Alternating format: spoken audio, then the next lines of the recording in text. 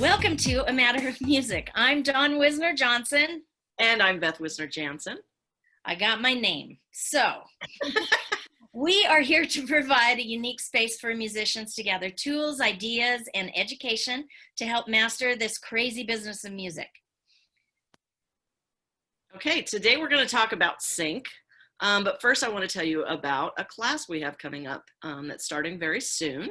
And if you'd like information on it, please go to our website. The class is everything you ever wanted to know about sync. It's called All Things Sync, and you can find information, including the syllabus, on our website, amatterofmusic.com. So go there and check it out. Join us as we walk you through the world of sync. We'll share with you our collective knowledge gathered through decades of experience within the music industry, working with a network of music supervisors. Whether you are an artist wanting to sync your music, a manager or producer, or someone wanting to work as a sync agent or a supervisor, this course will help guide you towards success. We hope. It's going to be a 5-week course. We're limiting the class size to 12 at the most. Those classes will be about an hour and a half each week. It'll be a live Zoom. Live Zoom. If you can't make it, we will send you your own link during that week. If you sign up for the class and you're concerned you can't make one of those, that can happen. We want you to leave this course with clear goals and a detailed plan of how to achieve those. So we want to see you have success. We want to hear from all of you that you got a sync placement and you're going to continue doing it. And artists, if you have songs that you're going to want critiqued or listened to, I've been doing this quite a while. ABC Music, I was listening to songs and placing songs in our library.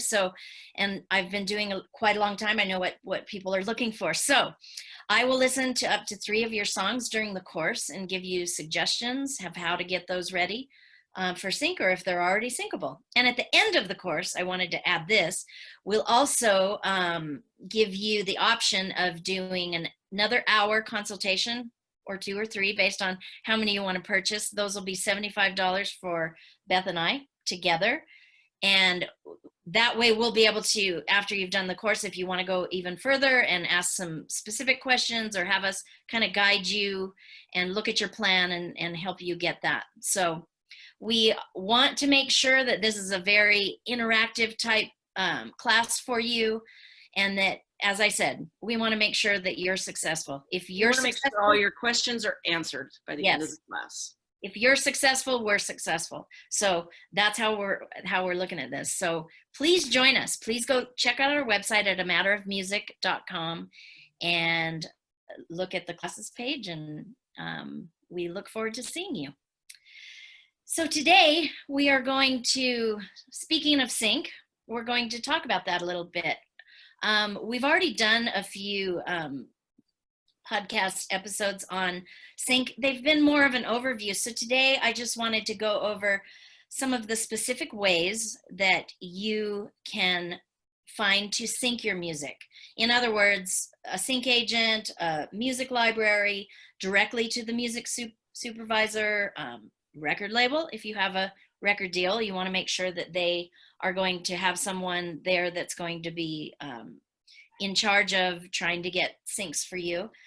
Managers, networking, and editors, films, all of those kinds of things. So I'm going to go into a few of those, and we're going to look at those in detail and see how those might work for you. So the first one I want to talk about is production music libraries. I will tell you once again, I've had a lot of experience on this.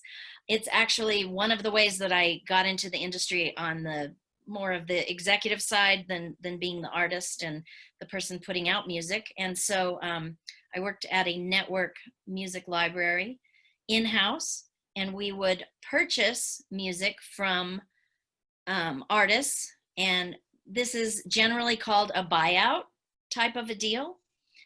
Our deal I believe was one of the best in the industry, It was a really for good songs deal. I at least. miss those days. It was really good. A good upfront It- amount. Yeah, it was a good deal. right. It was a good deal. When I Google things and look up what people are saying, what you might get in a buyout deal, ours was always higher than that. We always paid more. So a buyout deal, explain what a buyout deal means. yes, I will. So in this particular type of production music library, whether it's a network or whether it's a buyout deal for a library outside of a network, there are both of those. A buyout deal would be they are going to pay you up front for your song or for your instrumental cue or whatever. And a lot of times they might buy 6 of these from you or do a deal with you where they're going to do a package deal for a package deal. 2, 3, 6. Right. For a certain amount of money. And this is basically because they know this is going to be placeable for them. The reason it's called a buyout deal pretty much is because they now own the master. Correct, Beth? Yep. Yep. They own the master. I And always have to make sure I'm saying exactly correctly. There's too many gears in music. There are. The machine of it.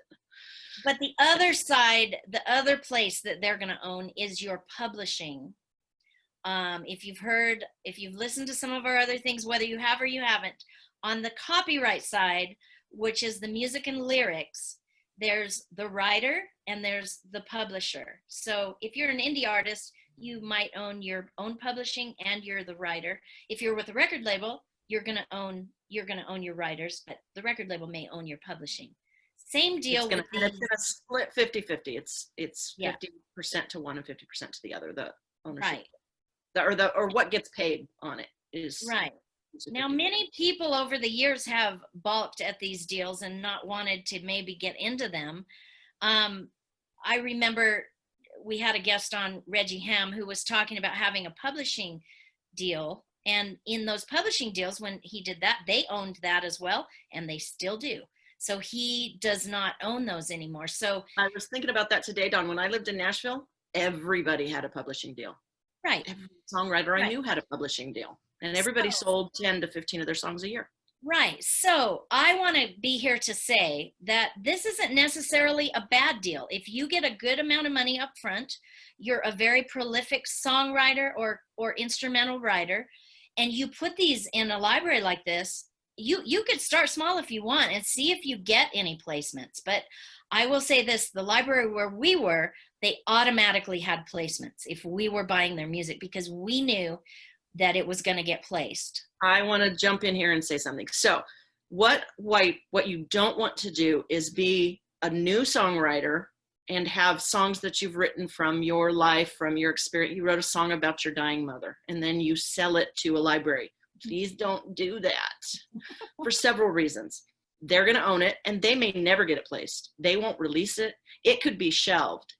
Now, if it gets, recorded by somebody and released for people to buy it on iTunes or something like that, which most of these library stuff, it's not going to happen. You can always re-record it. But if it's just getting placed in a TV show and stuff, that song's gone. You can't even re-record it without their permission. So if you're a prolific writer and you can write things that aren't near and dear to your heart, those are the ones you want. You don't want to sell the things that are really important to you, because they're not going to be yours, and they may not get released to a point where you can even re-record them. So just a word of caution there. Right. That's very true, Beth. Thanks for bringing that up. I want our audience to know that there is a pretty lucrative place out there that you can go to that not a lot of people know about or even get into. And many times I've had very prolific songwriters tell me when I asked them, can you write a few for me? They said, I'm not selling my publishing. And I thought, you're not understanding me. I don't want you to sell. I just want 3 that you write specifically for me, and then I'll put them in the library and let's see how much money you can make. Well, the interesting part is a lot of those guys that I know you're talking about had publishing deals in the 90s. Yes, they did. But the difference with that was, I think in the publishing deals in the 90s was like a monthly income these guys are kidding. It was like a job to them. Right. And so a one-time payment, you know, they're like, oh, that's just one, you know, that song's too important to me. But you got to look at what Dawn's going to talk about. This is not often a one-time payment if you're writing with a good library. So there's money. The reason I loved working for the library where I was because, and I told this story in one of our previous podcasts, I literally had a musician who had a carpet cleaning job on the side to being a musician. And when he started getting paid, he called me and said, I can quit my carpet cleaning job. Because he had sent you a text, I think, that said, I'm in the Hollywood Hills. I'm cleaning vomit out of white carpet. Help me. Please help me. That was the beginning. Yes, he was a great songwriter, and I did help him because I believed in his songs, and they were great, and I wanted to bring to the library. And once I did, and he started, you know, a few months later, he probably saw a royalty check, and he was like, this is it. I'm just going to keep doing this. Because if you're getting multiple placements through a library, and as I said, ours was very specific. If we bought a song from you, we knew that the editors and the shows wanted that. So it was getting used. So, you know, if you can find these little avenues like this, it can be a very lucrative deal for you. So wanted you to know about that. Now, there are other types of production music libraries, obviously. We have huge production music libraries. I can name them because everybody does. Extreme Music, 5 Alarm, Megatracks. There are more, but those are the 3 that come to mind just as I'm sitting here. These have been in the business a long time. They watch a movie and look at the credits, and many times you'll see these libraries in there. They are well used, well utilized. Many people in the industry have worked for these libraries and gone on to do other things. They have been around a long time and they know what they're doing. And so editors, films, television, everyone goes there. You will see these names there. So if you can get into these and you feel like your music is, you know, there's thousands and thousands of libraries and queues in many libraries within these big music libraries. So if you feel that your music would stand out and you want to try that, you know, go for that. Then there's the mid-level production music libraries. What I wanted to do on talking about these was also talk about money on these. Now, I just talked about a very lucrative deal that is really not there anymore. I'm not there in that department. Everything changes. Adapt or die. Adapt or die. That library is no longer there. However, there are other ones. Universal Music has an in-house.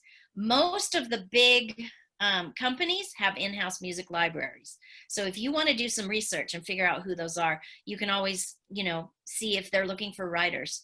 And you may get some money on those. But I wanted to talk about the production music libraries. The money is not going to be as good for these. Also, though, the contracts are different. What does a production music library mean? How is that different from the bigger libraries? What is production music? What does that mean?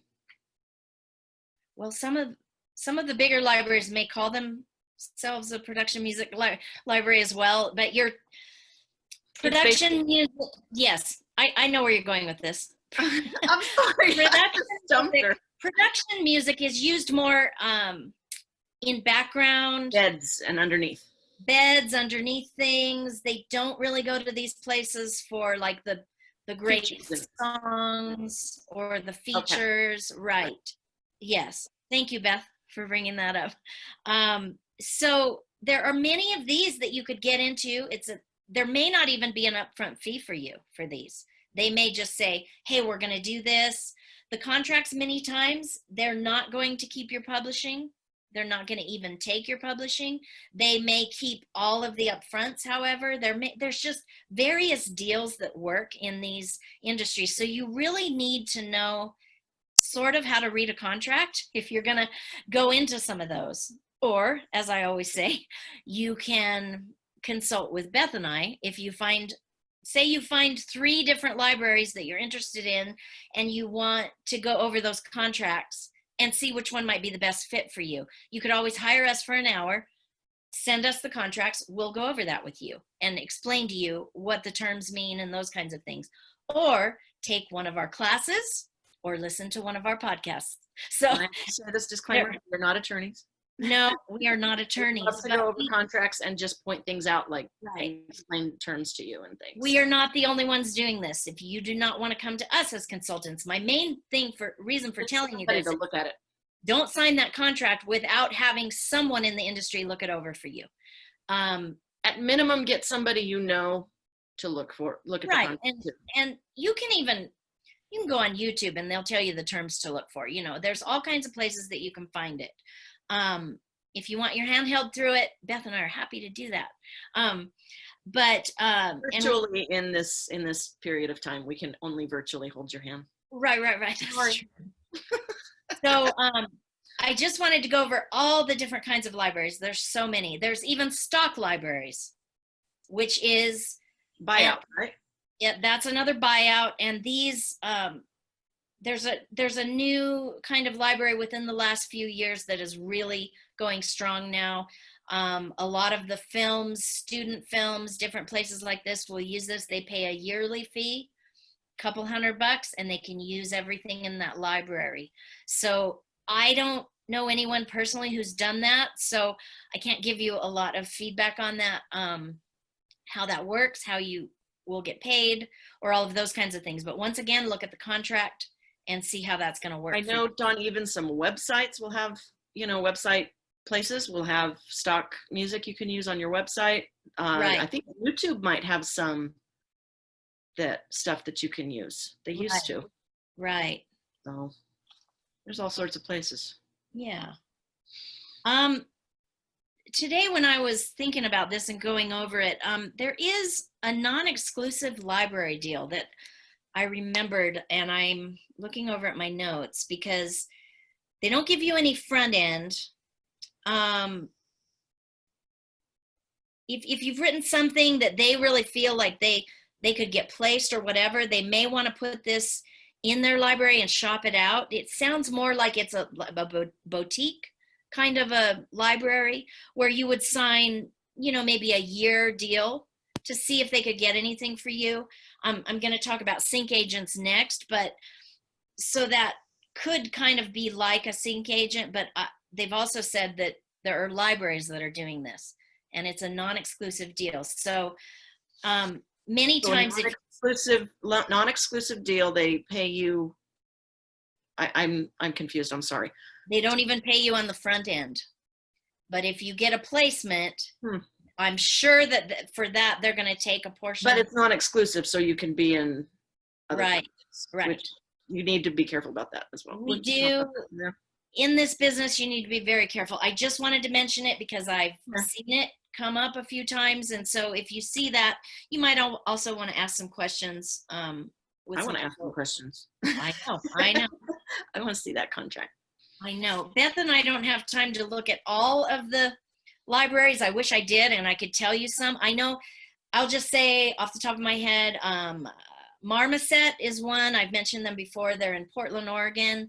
I checked on them today. They are taking missions. They're taking submissions right now, and I like the way they work. They're kind of artist-based. On their submission, they even ask you, what are you doing right now? I mean, I don't think you have to be, but I think they want to know that they're helping artists, and there's a lot of artists that work there. So I really have enjoyed that library, and I've seen a lot of editors say that it's a really good library. So check that one out. Google lists in 2020 of libraries for musicians that are good to be in, and then always go look at the comments because you want to know if anybody has had a good or bad experience there. So yeah, so that's the production music library side. I think sync agents is where I'll go next. Actually, I changed my mind. I'm going to go to music supervisors because I'll explain this first and then I'll explain sync agents. Music supervisors, as we all know, and if you don't, I'll explain it. They are hired by studios, films, all kinds of places to put music into to marry the music to A show or a thank you, movie Beth. or something like that. Yeah. So they have their own companies. So it's an outsourced thing. So Many they of don't. them have their own companies. There There are are supervisors within TV shows and things too. that are actually work for, and many music supervisors have been hired by networks. We know about one who just Somebody just got hired by the biggest one. Netflix, I will say.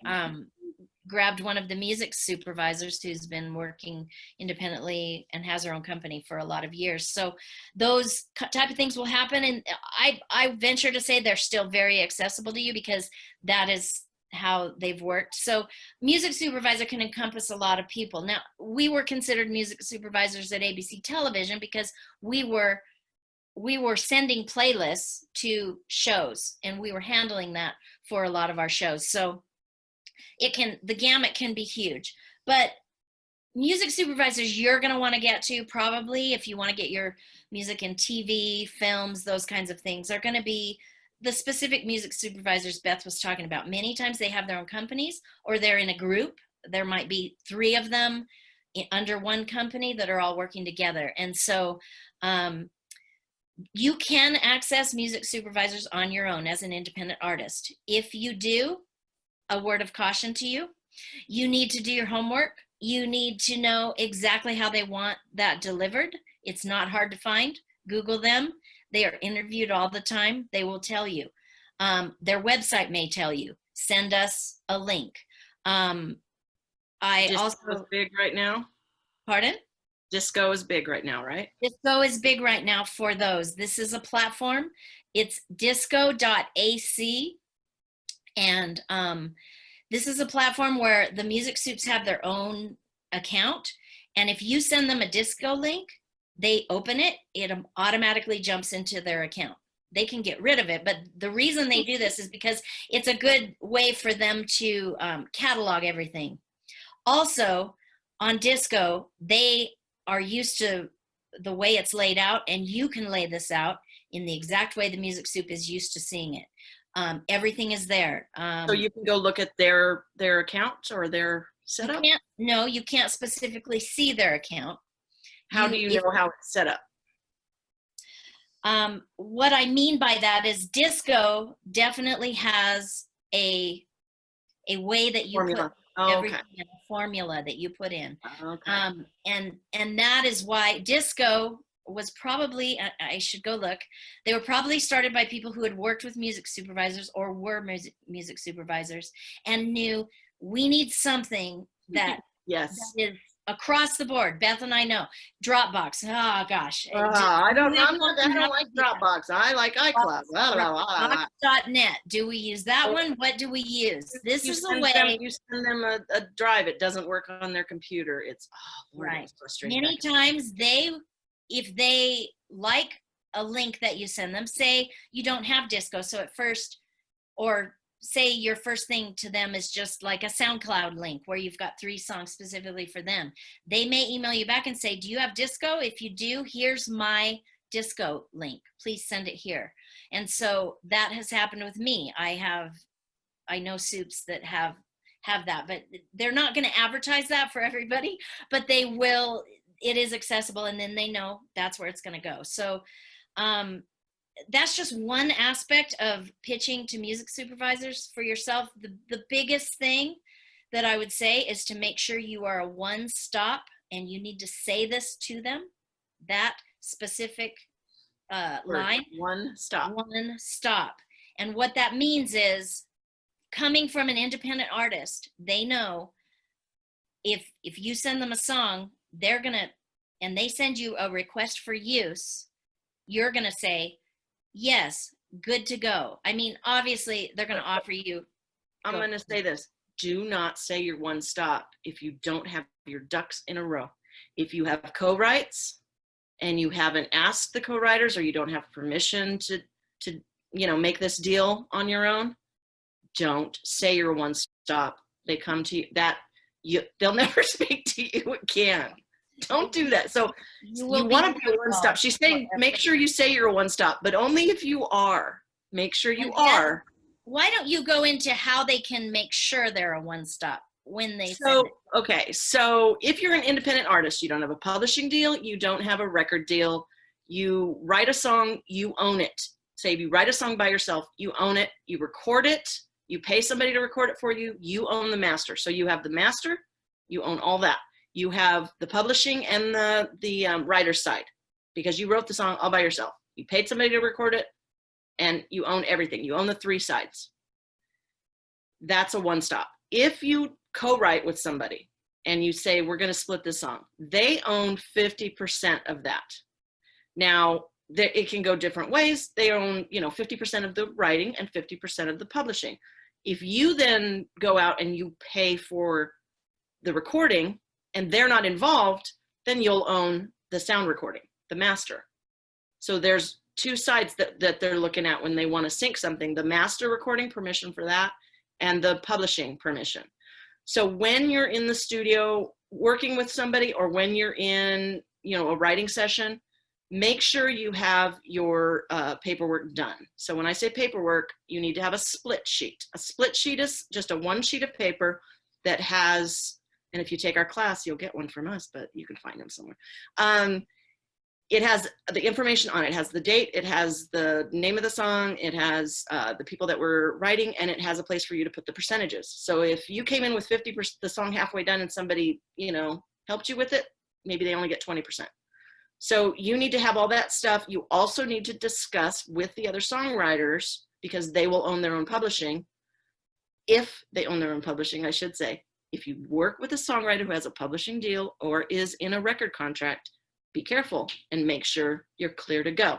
Because if they have their publishing going to a record label, that record label has the right to exploit that publishing. So make sure you know all of this information going forward. And it's not hard. It's much harder, and Dawn can attest in her day job, it is much harder to go back and get all that information than it is to do it as you're going. I know you don't want to stop the creative process to talk about splits and do you own your own publishing and do it when you're having lunch, do it when you're having a beer, do it whatever. When you're taking a break, get out the split sheet and just have everybody do it and sign it. So you've got to have that done. If you get all that done and everybody's on board and you write with somebody and they're like, yeah, I'd love it to get this thing placed and I own my own publishing. Yes, you can go try and get this placed. It means the one stop for you means I have permission from them to go on their behalf and submit this to be, and do the contract and everything and get it all going. It'd be good to have a contract with somebody who owns their own publishing that you can exploit that for sync and stuff. But you're gonna have to pay them their share, obviously. But the one stop just means you have all the permissions, you own the master, all of that. Right. I will add a little bit to what Beth said. Sometimes there's other scenarios where you and the song, you co-wrote the song with the songwriter and you are both paying for the master. Say that happens. Then you need to have a contract that says you co-own the master and you both have the ability to pitch that song, unless you want to keep it with just you. You can make the contract however you want, but make sure specific in there. If you want the right with that master to be able to make the final decision. So if somebody comes back and offers you this amount of money, there's two scenarios in your contract. It could say that you have to go back to the other songwriter who co-owns the master, or the producer, if the producer co-owns half of the master, whoever that might be, and get their permission to accept the deal. So make sure you're clear on that, how that's going to work for you. Right. And then one more scenario when you're recording and have a new master, make sure if you hire anyone or if a friend comes and plays guitar, have them sign something for you. Called a musician release. It's a musician release. And you want to be sure that if, say that song got picked up by a big artist, and I mean, we all want to share the wealth, right? So if that's a friend of yours, I'm sure you would later say, hey, No. No. However, okay. Beth, maybe it's different now. I was married to a recording engineer. I don't know. You know, I know. we never got the, guess what?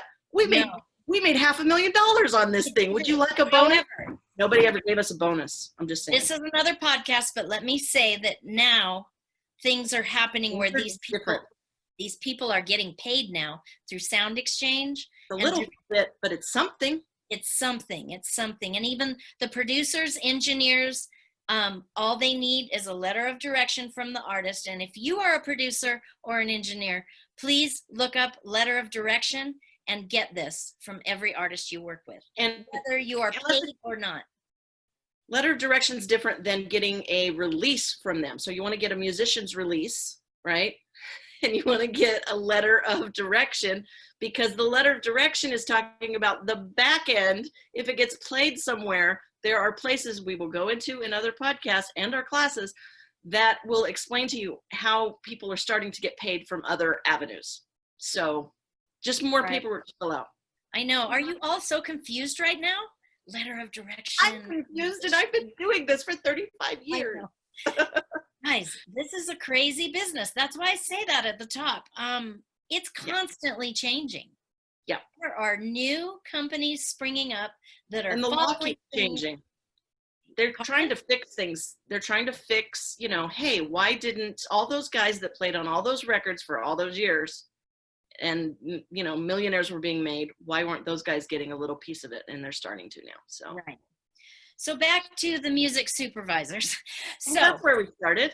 This is where we started, but we are basically telling you, if you are going to do this on your own, pitch your music to a music supervisor, you want to be sure that you have all this in order to continue working with that music supervisor, because you can have the best song in the world, but they don't want it if it's not ready to go. I guarantee you they're not going to go to bat for you for your song.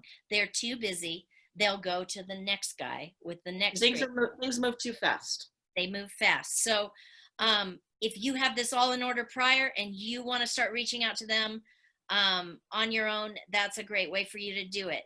But my next type of and way to get to sync in television or film or wherever is a sync agent.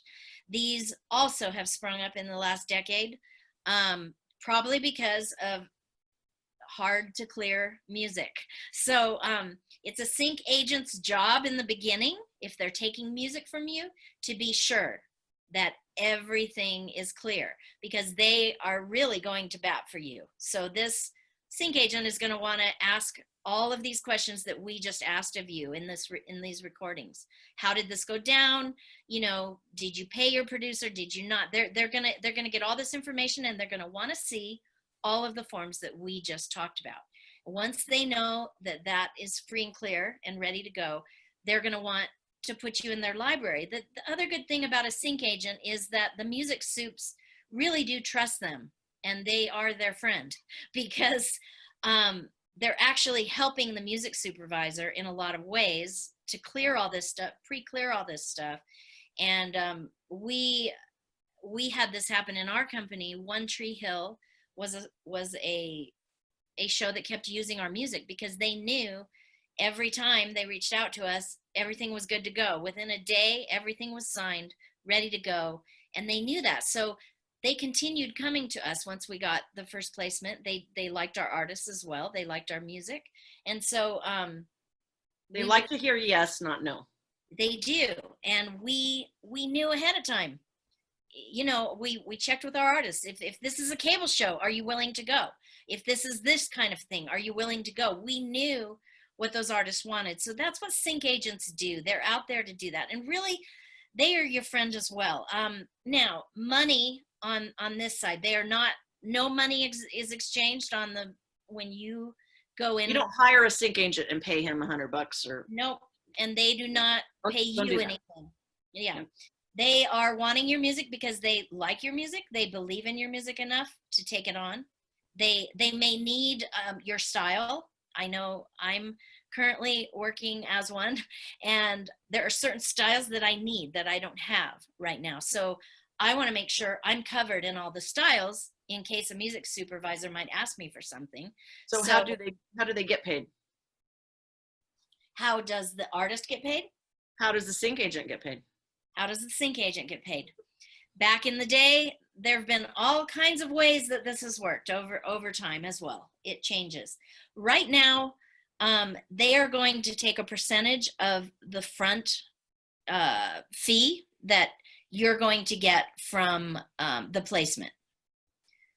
Basically, it used to be a lot of sync agents would take a portion of your publishing, whatever. And I will explain one reason that's not happening as much anymore.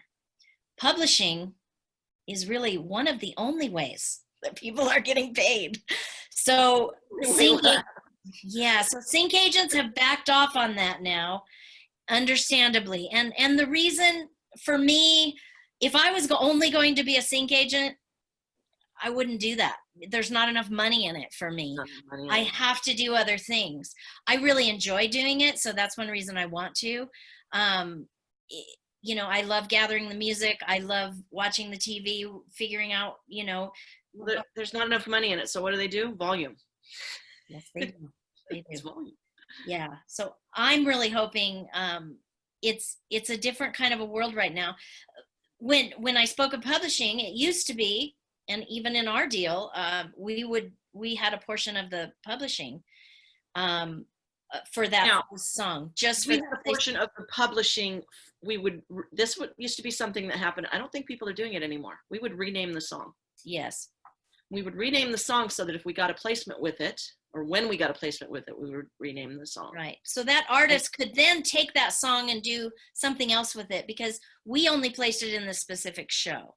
So when the cue sheet followed that show, it would have something else in it besides the title that would tell them on that one, you also have to pay those people over there. Right. But if that guy sold the song to some big artist, we didn't want to take. So they're not going to take your publishing. If they do take any publishing, which I don't think they are anymore, they're not going to take it. They can't take it for everything. That would be a bad deal. Right. Bad deal. Right. So here's a no-no, just let me say, for you with a sync agent. Do not get a couple placements with your sync agent, go find that music supervisor and start pitching to them yourself. Uncool. Guess what's going to happen? Neither of them are going to work with you. Sir, first of all, the music soup is going to be upset because they're like, why is so-and-so getting a hold of me? Don't think that you can use this as a launching ground for yourself. If you want to do something like that, write another set of music and go pitch on your own, but do not go to that specific one. There are several unnamed rules in the industry, and these are some of them. Do not go around people. Funny because I think of LA as being like the music town because that's where I work, but it's really Nashville and New York too, and it's really cutthroat. And you just climb on people and kill them as you go up, it seems like. So, but this is one of those rules. It's like, no, don't do that. That's uncool. Yeah, so, and it's really... It's just uncool. I think back in the day too, Beth, it was more that way. There were more record labels, there were A&R guys, there were all these people doing all these different jobs, and it's getting smaller and smaller, the community. And so if you know this person, they probably know somebody you know, and that's good and bad. It's easier to realize that you're connected to these people through other things, and you don't want to get a bad reputation. That's part of it, I'm sure. Yeah. Right. But also, I think there's a camaraderie that's happened. Yes. Like, we're all desperate to try to make a living still in music. So. And let me say that in the current situation that we've been in the past few months, I have said this before, but I started going into Zooms and I started meeting all kinds of people, other sync agents. There's a sync agent, I'm just going to say it because I haven't mentioned him yet, but it's Sync Summit. It's Mark Frazier, and he has done amazing things for our community. And one of the reasons is he had a way that he was working, and he just started doing daily Zooms. Can you imagine, Beth, doing one every day? I'm exhausted. Inviting people and doing all these things. He's down to 3 a day, but if you want to go check him out and be a part of his community, there's a lot going on in there, and it's a camaraderie kind of a feel. And Mark is that way. I mean, you send him an email. I'm sorry to say, Mark, and he'll usually answer you. It might take a while. Don't say his email. Don't do it. Don't do it. Please don't. No, I'm not going to give his email, but I'm giving a shout out to Mark because I started going in there and watching every day as I was working, and I started meeting a lot of people and just getting another network going. And so I really appreciate him for doing that. And when Beth said camaraderie, that's how I felt, because he knows a lot of people in the industry, but he was willing to bring all those people in and, you know, open his network up to everybody. And it's really been cool. I think a lot of it is that, you know, it used to be everybody was fighting for the same place on the radio. Everybody was fighting for the same record deal. Everybody was fighting for the attention at a club or something. And, Right. you know, now everybody's fighting to get the modern Music Modernization Act, which I can never remember. You know, it brought the music community together. So It kind of cool. has. Yeah. I think the music community, I think it's at an amazing place right now. I'm really excited about going forward. So, so sync agents, I think I pretty much covered royalties. You know, you all know on the royalty side, you're going to get paid if you're with a sync agent and you own your own music, or you go with a music supervisor. You're going to be a very happy person when your royalties come in, because if you're with a production music library, they will own your publishing side, you will get your writer's side. But if you pitch your own song or have a sync agent pitch your song, you're going to get on the royalty 9 months later, after you get a song on TV, you're going to see a publishing amount and a writer's amount, and they are the same amount of money. So it's very, very important that you have a publisher. Now, we've said this before, but I'm just going to gloss over it. BMI, if you're with them, apparently they automatically put your publishing in with your writers. I have not seen that happen. It's awesome. What do you mean you haven't seen it happen? I haven't seen it personally happen, but maybe that's because. But I saw on their website they said that, right? They do say that. I'm just saying I haven't seen that because I'm not a writer that doesn't have a publisher. Right. You are a writer and you have your own publisher. Yeah. But is that new? Because man, I know. I believe it is a more recent thing. ASCAP, how much does ASCAP charge to right. It might, publisher? I don't want to say it wrong, but there's a small fee with ASCAP to become a publisher. There used to be with BMI as well. So maybe one of the cool things though about the BMI version, if that's, man, I saw that on their website. You sent me that and I read it too. And I still can't believe it. That's why we keep hesitating. Like, really? You're going to do this for us for free? That's cool. It's your name. Yeah. Right? Yeah. And remember how hard it is to get a name as a publisher? You have to be really publishing name. Yes. You have to be really to jump through hoops because there's so many publishers out there and they want it to be distinct enough. So sometimes you have to give them 5 options and they may come back and say, hey, those are all taken. Do you have any more?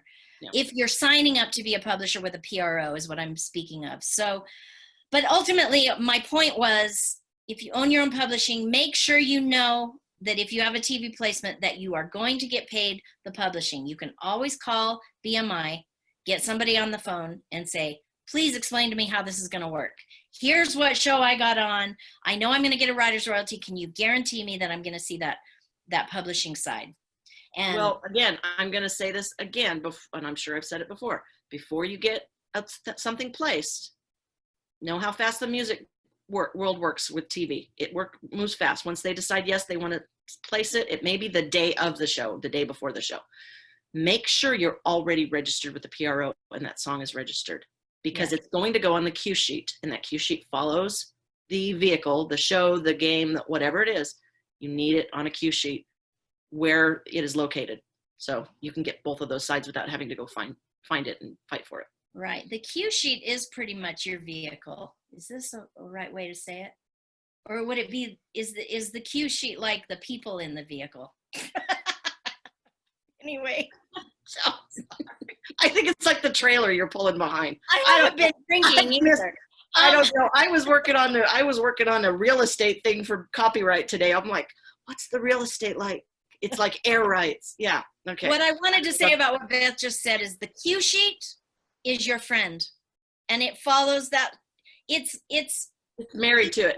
It's married to that show. It's like a tattoo. There you go. It's like a tattoo on the show. Oh, it's like a tattoo on the show. That's good. Yeah. Like they stamped it on there, and that's where it's going to go. So you're always going to get paid for that. So you want to make sure, Beth was saying, you need to be signed up before and when when your song is going to be placed, they're going to ask for that information from you. When we went over in one of our other podcasts, all the things they're going to ask you for, and there's going to be a place where they're going to ask you for your IPI number, which is not your account number at BMI or ASCAP or CSAC. It's a international number that's going to follow your name. And so they're going to ask for that. They're going to ask for your name there, and they are going to marry that in the cue sheet. If you don't give them that, they're only going to have your name and the name of the song, and you don't know. And they are not going to try to make sure you get paid. They don't care. Right. That's not their job. Yeah.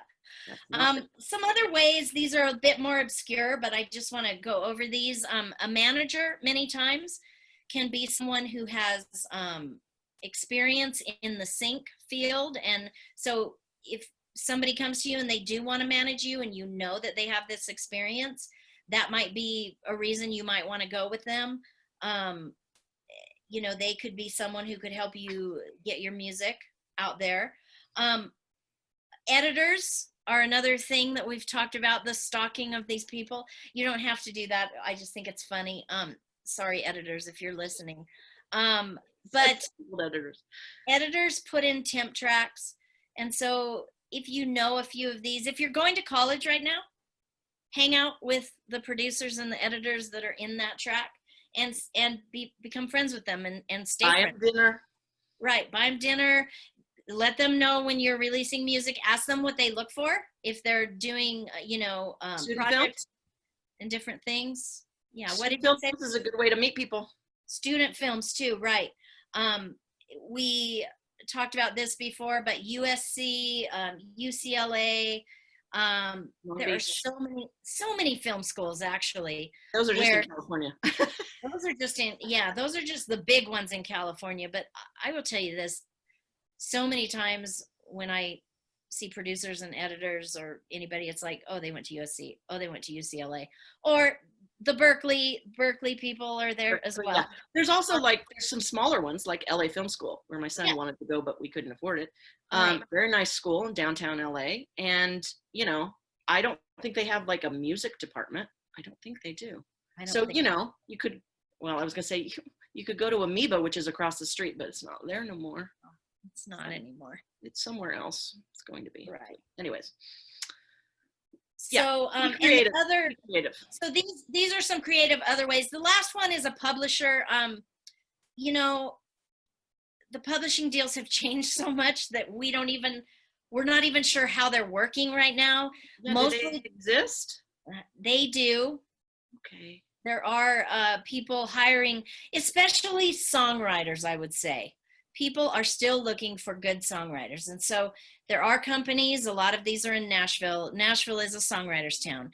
So, believe it or not, it's not just country music, it's all over the map, but they are really the ones where the songwriters go. And so, if songwriting is in your mind, this is my forte, this is where, you might want to head down a publishing kind of a deal. I thought you were going to say to Nashville.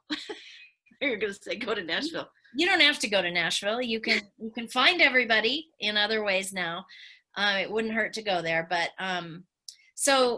there are publishing deals. They're just right now. We're, as Beth mentioned, the Music Modernization Act.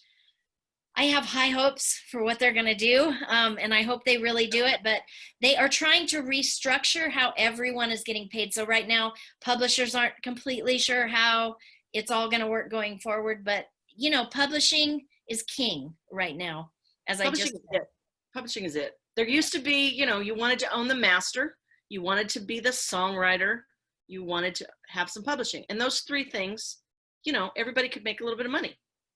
It was pretty in the 90s. We don't know. And before I lived in Nashville in the 90s, and everybody was writing and it was great. And that doesn't exist anymore. Literally, it's just about the only way you get paid is publishing. It's crazy. Right. It's crazy. Yeah. We'll do a podcast on publishing. We will do a podcast, several on publishing, we're going to have to, but I wanted to say that we're going to also do a podcast on researching for music sync. Just some different ideas and places that you can go. I'm not going to do the research for you or give you all the tips unless you want to take our class. I might give you some there. For sure, I will give you some there. We'll kind of walk you through my system and several other people that I've known of how they've gotten sync. But research is your friend right now, let me tell you. And so I just want to say, as we're ending this, with Music Sync, there's all kinds of ways that you can find out what the music soups are doing, what the television shows are doing. You know, I live with my parents right now, and they watch a lot of TV that I might not necessarily be interested in. So I'll sit there with my computer and I'll just listen, and then I'll go, Mom, what's that show? Because I'm hearing a certain style of music in there that I might not have watched on my own. And so I'll go look up the music supervisor. I'll go look up all the songs they've been using. And once you find a niche of where the style that you write might be, I'm giving you a little bit of this away right now, but that is where you can start going, oh, okay, that person is working on that show. Obviously, we're also in an age where shows are put up on Netflix, the whole show's put up there, and they're done. So it used to be in you know, network TV, which we still do have this as well. You could see a show or two. I know. You could see a couple of shows and then know, hey, they're going to be working on that for, you know, 3 or 4 months. So 22 episodes. Right. Yeah. So I'm going to go tell that soup, hey, I know what you've been using. Here's 3 songs that I think, you know, might fit, you know, whatever.